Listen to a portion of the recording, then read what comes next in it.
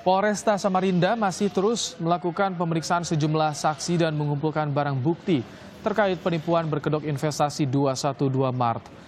Penipuan ini diduga menggelapkan dana investasi nasabah senilai 2 miliar rupiah, sementara jumlah korban diperkirakan mencapai 400 orang. Saat ini polisi telah menaikkan kasus ini ke tahap penyidikan. Sudah kita lakukan pemeriksaan saksi sebanyak 15 orang ya, 15 orang. Kemudian kemarin sudah kita lakukan gelar perkara terkait dengan perkara ini dan hasilnya kita tingkatkan dalam proses penyidikan.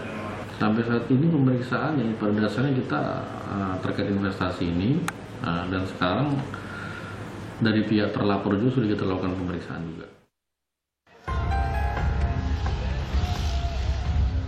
Kasus penipuan investasi bodong 212 Maret yang berkedok koperasi syariah ini diduga memakan korban puluhan orang dengan total kerugian sekitar 2 miliar rupiah.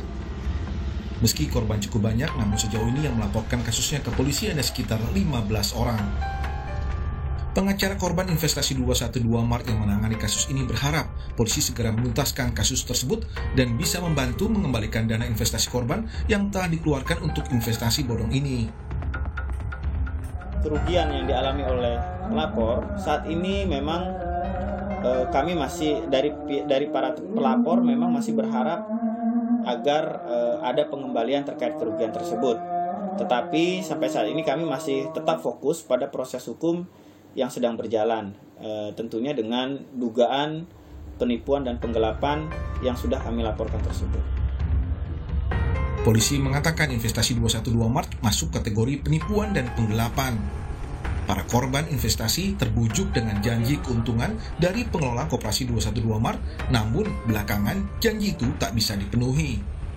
Para korban awalnya tertarik dengan ajakan investasi untuk mendirikan toko 212 Maret di Samarinda, Kalimantan Timur pada 2018 lalu. Pembentukan toko dilakukan dengan pengumpulan dana investasi secara terbuka kepada masyarakat.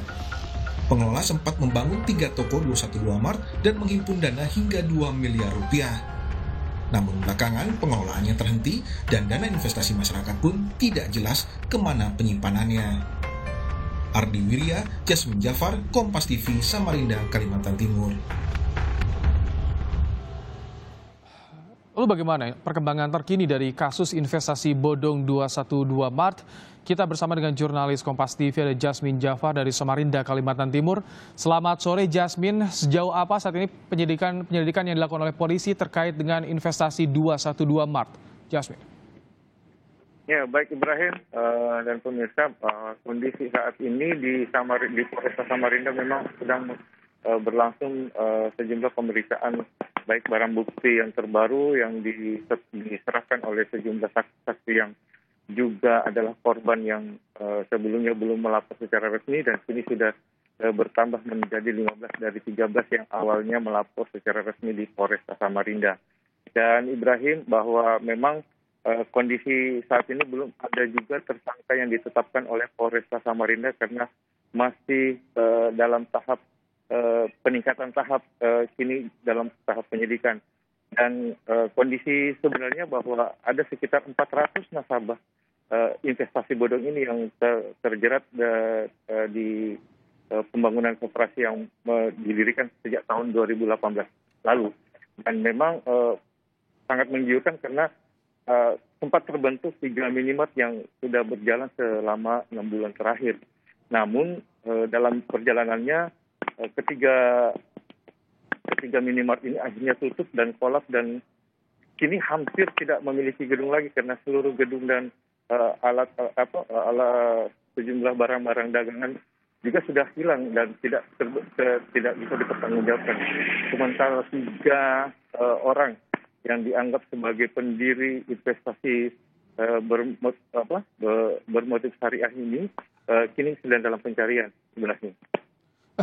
Jasmine, sudah dinaikkan ke tingkat penyidikan. Sejauh ini apa saja bukti-bukti yang sudah dikantongi polisi? Iya, naiknya di tingkat penyidikan ini disebabkan karena ada sejumlah barang bukti baik berupa laporan keuangan dan sejumlah dana setoran yang dilakukan secara pembukuan juga sudah diserahkan oleh pihak kepolisian. Dan ini kami dapatkan informasi dari sejumlah korban yang berusaha